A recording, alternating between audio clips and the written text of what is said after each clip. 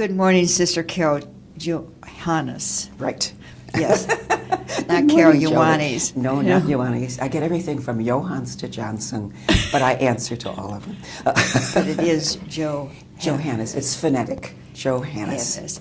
And may I ask the nationality? Surely it's German. German. Mm-hmm. And mother and father both German? I am a krauthead on both sides. And how many siblings bear the same name or did bear the same name? I had 3 sisters. Oh. And I was at the tail end. Mm-hmm. So I have a sister who was 12 years my senior, and one that's 10 years my senior, and one that's 6 years my senior. Oh, beautiful. Mm-hmm. I bet your father was proud. You know, he really was. He always talked about his 4 queens. And then when my 2 sisters married, both of them married a man by the name of John. And so he said, 4 queens and 2 jacks is a terrific poker hand.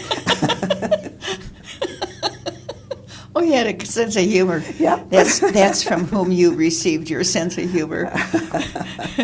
You probably had a lot of laughter around the table. Oh, you know, Jody, we really did. As little kids, we scrapped, you know.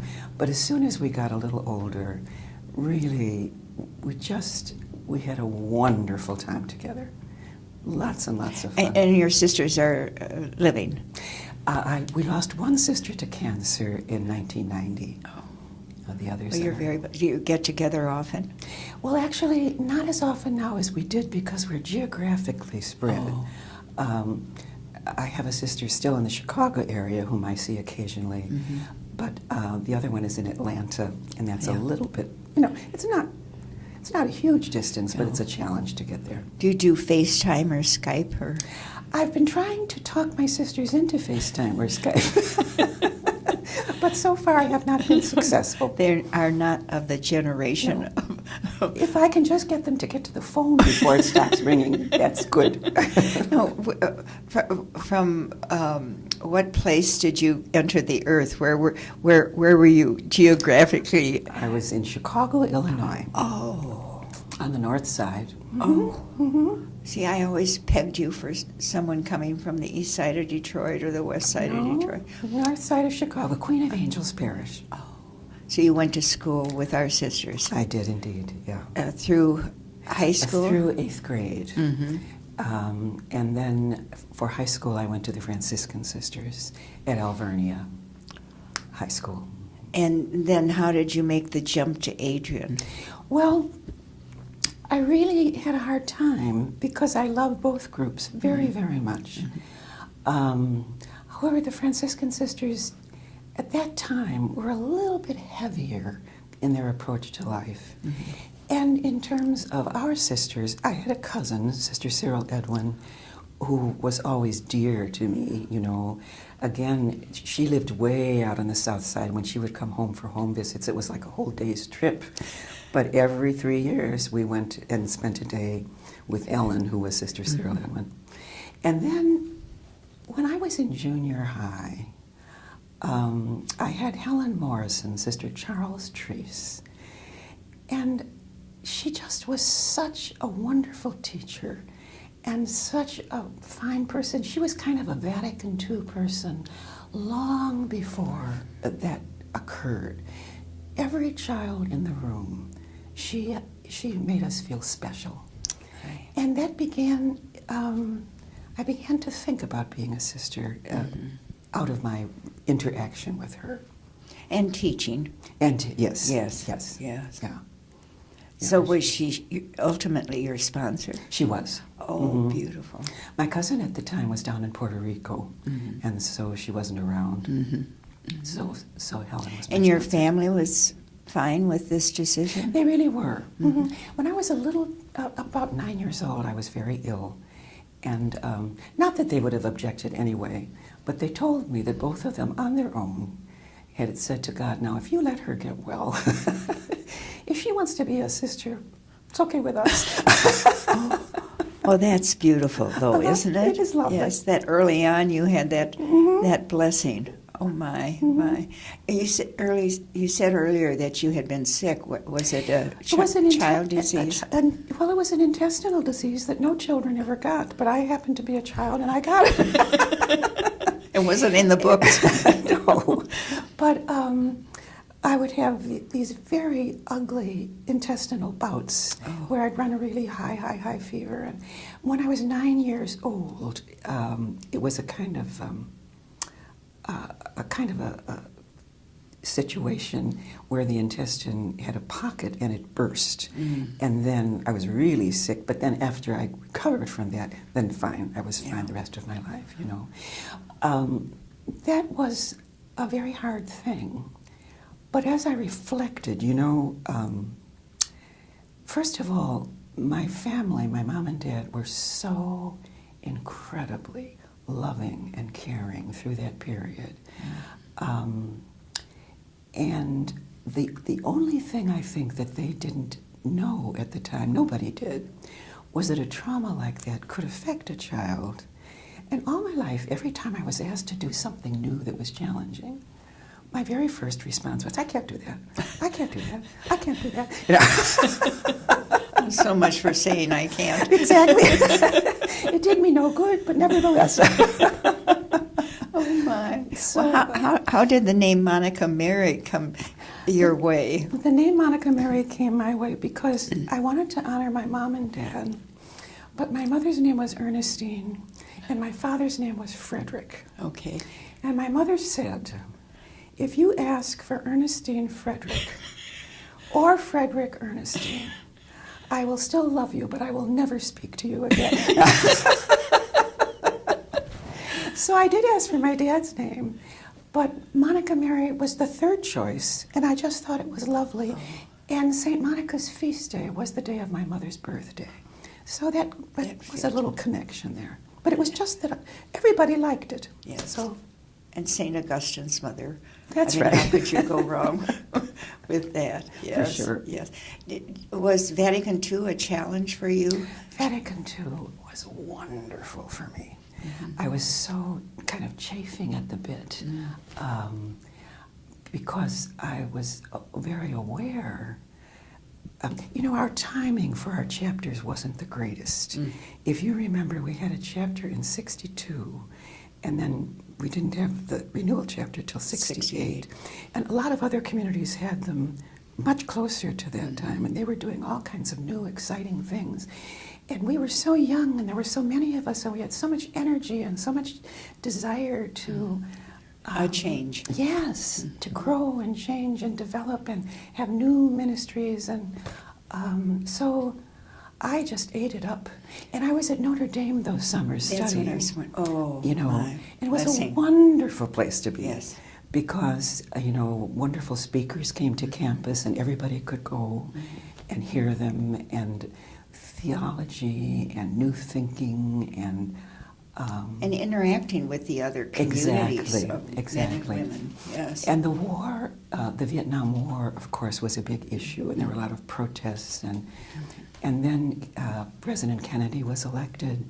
I remember taking a course in Victorian prose, and our professor came in the day after Kennedy was nominated. He said, "Oh, last night was a great night for all young Roman Catholic men who are under 40 and have all their hair."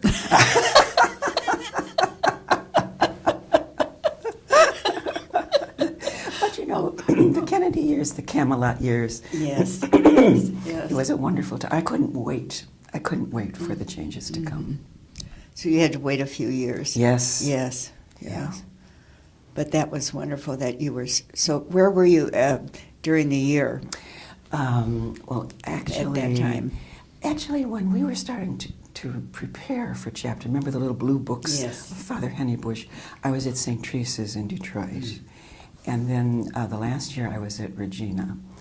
And then after that, then Rosemary was elected, and then my life changed. Yes. Yes. Were you teaching English? Is that it? I was, yes, I was. I started out in art, but I was sent to the West Coast very shortly after profession, just a year or two. And at that time, no one could be an art major unless they worked in our own studio, which was wonderful, you know. But the community did not feel it was appropriate to shift sisters clear across the country every summer to study art. And so then my major was changed to literature. And that was a little bit of a challenge, but eventually I began to see, you know, that they were very congruent. Literature is an art form that's wonderful. And, you know, and Notre Dame was great. Yes, and you love to read. Loved to read. Yes, where were you stationed out west? I was in Delano, in the valley, the grape country. Yes. And I was at St. Joseph's in Las Vegas for 4 years. Oh, very nice. Was that when we just had one hospital, or were there two at the time? St. Rose and St. Catherine? Only St. Rose. The only St. Rose. That has developed hugely since those days. Oh, I know. Isn't it remarkable? Mm-hmm. Did you live on Church Street? No, we lived on Bridger. Oh. And the school was on 13th and Bridger, and the convent was on Bridger. And I suppose you never went to the Strip. The only time we went to the Strip was when Michigan State was in the Rose Bowl. And Michigan State stopped in Las Vegas, and they paraded down Glitter Gulch. Yes. And the people there, of course, we had the children of a lot of the folks that worked in the casinos, and they said, "Sisters, wouldn't you like to come and have a box seat watching the parade?" So we got to see the strip that way. Did you call it Glitter Gulch? Glitter Gulch. And one of the sisters misspelled it, and she kept calling it Glitter Gulch. Well, that was nice to experience that weather even in Las Vegas. Las Vegas was a strange place, given the culture, you know, but the West was so beautiful. I just loved it, you know. And in those years, I taught very small children, and I would get. It was kind of tedious to do all the phonics and all the rhyming verses and. But what I loved was teaching religion to those little ones. And I would write little meditations for them during Advent and Lent, and they'd put their little heads down, and I'd go up and down the aisle, and I'd read. I mean, I loved that. Oh, and they did too. They behaved pretty well. But there are some, well, even in college, they're taking time for quiet before classes, which That's right. is such a gift. Now, you said your life changed in 1968. That's right. How did that change? That changed because Rosemary was elected, Yes. and she needed a replacement for a novice director. Because she had been the novice. She had been the novice director, indeed. And I had been on the Dominican Life Committee in the chapter of renewal. And I chaired the subcommittee on prayer life. And there was a lot of controversy around our prayer at that time, because many of us, again, we were seeing and reading and aware of all the kinds of ways that our prayer could be richer for ourselves and for the church. So I was on this committee, and Rosemary apparently was observing me. And I apparently managed the controversy without any full-time, long-time destruction to myself. And she told me that was one of the things that brought me to her attention. Oh my. So would you please be Sister Madonna? Well, you weren't Madonna anymore. I mean, Monica. Monica anymore. You had changed your name already, I bet. That's right. I think, yeah. You're probably one of the first that did Right. that. Well, we did change it.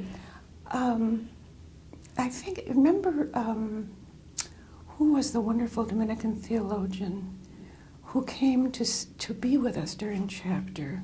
He was a moral theologian. I can see him, but I don't have his name. And I remember his saying to us, "Now, sisters, it's fine for you to change your name. We're moving in the theology of religious life from a theology of death and resurrection, which would make sense to take a new name, to a theology of the enhancement of your baptism. So he said, you know, going back to your own name is wonderful. But he said, what I would like to ask you to do is this. Would you explain this to your families? Because he said, I was at a birthday party for a sister recently, and the cake said, "Happy birthday, dear." Period. Because people didn't quite know what to call her. Well, that was a beautiful explanation. Kevin O'Rourke. Oh, indeed. Yes. Oh, yes. Yes. Yeah, dear friend of the congregation. Yes. Yes. So 10 years as a novice director? No, actually, I was only 4 years. 4 years. 4 years. What happened during the time that I was working in formation was that the large numbers began to fall off, you know. And when I came in, there were 90 young women in the program, juniors and novices and postulants. And then the year after that, there were only 12 novices. And the year after that, there were 5 novices. And the year after that, there were only 2. And so Rosemary looked at the formation team and she said to me, you know, we need to make some changes in personnel. We don't, first of all, need quite the number of people. So she said, would you be willing to do some graduate theology work and prepare yourself to do ongoing formation in the congregation? Oh, my. And of course, I just jumped at the chance. Oh, beautiful. So she sent Charlotte Hofer and me to Weston Theologians in Boston, in Cambridge, and we had 3 years of full-time theology that was just wonderful. And that prepared you for your role as a spiritual director That's also? right. We did an MDiv because at that time the community was also looking at women's ordination as a possibility. And the congregation, the folks in the community would say, what would happen if we had women prepared to become priests, to be ordained? And Rosemary and the council said, well, why don't we find out? So she educated a group of us. A number went to Orchard Lake, Yes. if you remember. Charlotte and I went to Weston. I don't know about other locations. But so that's why we did the MDiv. And then also we did a master's in theology with a concentration in in the spiritual direction. Oh, my. And that's how that happened. And that became your ministry That's right. forever and ever, That's right. even up till today. That's right. I still do some of it. But you've been on hold for a few weeks, have you not? That is true. Maybe you could explain That to is the true. viewer why you've been on hold for a few weeks. This has been my 3rd major physical challenge. A few years ago, I was on hold having a hip replacement. Yes. And last year, I was on hold because I fell off the treadmill and broke my arm. I really never have reconciled with that because it was so virtuous to be exercising. To have this happen just seemed wrong. But anyway, and then for the last year or so, I've really had a problem with a lot of arthritis in my knee. And so I have had a knee replacement. You now have a new knee, yes. and you're getting it ready for the next journey, correct? Hopefully, this is it. You have nothing else to break or Well, to there would be renew. other things, but I'm going to work on not having it happen. Oh, that is great. You did spiritual direction in Lansing or DeWitt, did you not? That's right. We did internships there. The Dominican Center for Religious Development was the place that I went after I came out of office. And we worked in Detroit, but we really needed, in order, first of all, to expand our ministry in a way that we thought was appropriate, but secondly, we needed to generate some finances, you know, to be financially viable. And so we did outreach, and we did an internship in Lansing for a number of years in DeWitt at the Franciscan Center. And then we did internships in Detroit we did a first year and a second year, so that much of the time we were doing 3 internships along with the direction we were doing, and then we did a lot of extra projects if people wanted an evening of prayer, or if they wanted a discernment for a group that was electing an officer or something of that sort. We would. Now you just slipped in the word when you finished your ministry. I forget now exactly how you named it, but you just kind of glided over the fact that you had spent 8 years as our congregation prioress. That is the truth. 1978, correct? 78 to 86. 2 terms, 78 to 82 and 82 to 86, because at that time we were doing 4-year terms, renewable ones. So, But they do not have that. not anymore. They do 6 years. 6 years, Non-renewable. That's right. And that's a very healthy I rule, think so. isn't it? I think so. Yeah. Yes. Yeah. So you came at the time when we were still adjusting. That's right. You know, that was 10 years after Vatican II. That's right. Yes. Our Vatican II chapter. Did you still feel the remnants of that change? Not very much, Jody. Not very much. I really felt that the ideas of the General Council, the call to growth spiritually and ministerially, and the whole business of moving to ministry to the marginated, and I felt that, certainly there would be pockets of sisters that were unhappy with that, but in general, I felt the congregation was very, very ready, Beautiful. And who were some of your cohorts on the council? Sister Nadine Foley was the vicaress, and Catherine de Klerk was the administrator, and Carol Jean McDonald, who was just such an incredible person, was on the council, moving us to the new government structure. Yes. And then Barb Cervenka. Oh my. And then the second time around, it was Catherine, a second term, and Roseanne Schlitt, and Miriam Mullins, and Helen Sohn was the vicaress. Oh my. Myself. Well, a lovely group of both women. times. Yes. Both times. Yeah. You were very, very fortunate.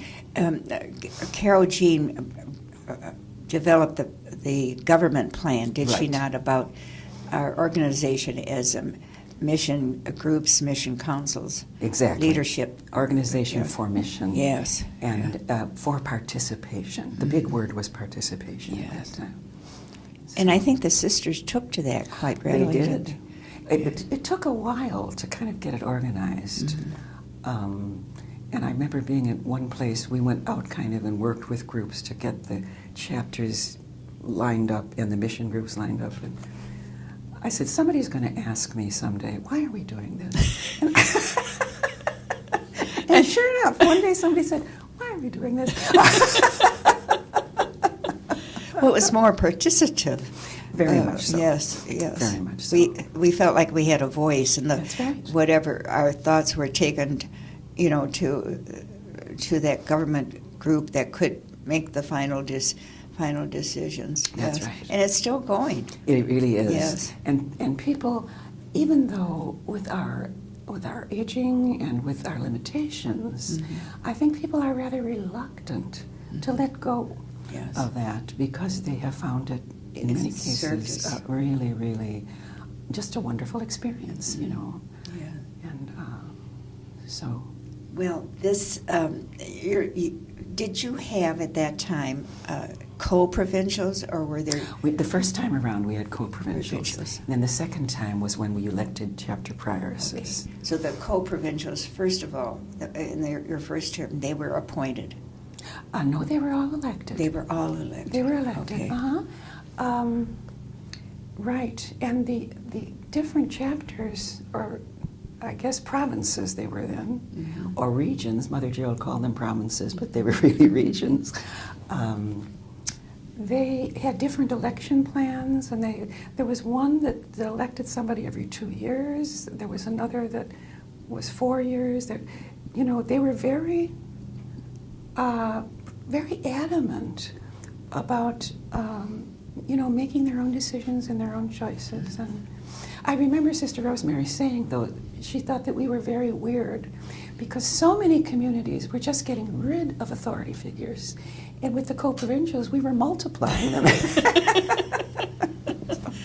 But there were large numbers That's of right. sisters, That's you know. right. To, We were very yes. big at that time. And even today it's challenging with one, is it not? Very. Especially with the aging I always population. felt that that was the one weakness in the new government structure. Mm-hmm. The idea was that the mission councils would be assisting the chapter priors, but really people were still in full-time ministry, and it was not easy. Mm-hmm. And I've always felt they were a little bit isolated, Mm-hmm. so that I was interested when the Holy Rosary chapter began to work with the vicarists again, because I think that that's been a happy, it's a healthy thing. very, indeed. During your life as an Adrian Dominican, has anyone, could you point to anyone who's been a person that's fascinated you or you have found most interesting? I know fortunately you have a bevy of friends, so we'll leave those out because you couldn't name them all. But anyone that you found fascinating during your years of... Well, you mean within the community? No, Not necessarily necessarily. within the No. community. Well, really, there's all kinds of people. Some of our people like Julian Nair in Tanzania, when we would read about these wonderful national leaders that were doing great things for their people, folks like that. Yes. And in terms of a historical person, I've always wanted to meet Cardinal Newman, John Henry Newman. Oh, yes. His Apologia Yes. is one of the most wonderful pieces of nonfiction ever. And you'd wonder what his message would be today. Oh, I think I know. It would be one of peace. It would be one of peace, and it would be one of progress and freedom and fearlessness. Because even when he was alive, he was talking about nobody in the church really has all the answers. Yes. Wasn't there someone I've heard you mention through the years from the Detroit newspaper that you just... Oh, Neil Shine. Yes. Yes. He was a great journalist, He was wasn't a he? wonderful journalist, yes. And I happened to be at the graduation when Siena gave him an honorary doctorate. And we had some nice conversations. And I thought, wouldn't it be nice to really talk at length with this gentleman? Have him for dinner. That's right, exactly. Start with a happy hour. Well, as we end our interview, Carol, thank you so much for your time. It's been a privilege. Are there any words you'd like to share with the sisters or those who are... I heard you quote Macbeth once, so... Oh, there are. The words that I would want to say to our sisters are just thank you. Thank you so much. Because as I mentioned to you, I never thought that I could do anything. It was the community. I said, would you do this? Would you do this? Would you do this? Would you do this? I can't. That's well, the Macbeth thing, I always, teaching English, one comes upon these passages. And there was a place where Macbeth is at the end of his life. And he's realizing that he was really a rotter, really not a good person at all. And he talks about other people looking back on their lives and saying, by this time a lot of people they've done wonderful things for others, and they have troops of friends. And I have none. But I thought to myself, that's what we have. We have troops of friends, any one of whom would do anything for us if we were in need. Yes. And I just, I can't find words really to tell you how much I love our women and how fortunate I feel having been called to this group. Well, God bless you. Thank you. And blessings on your need, too. Thank you so much.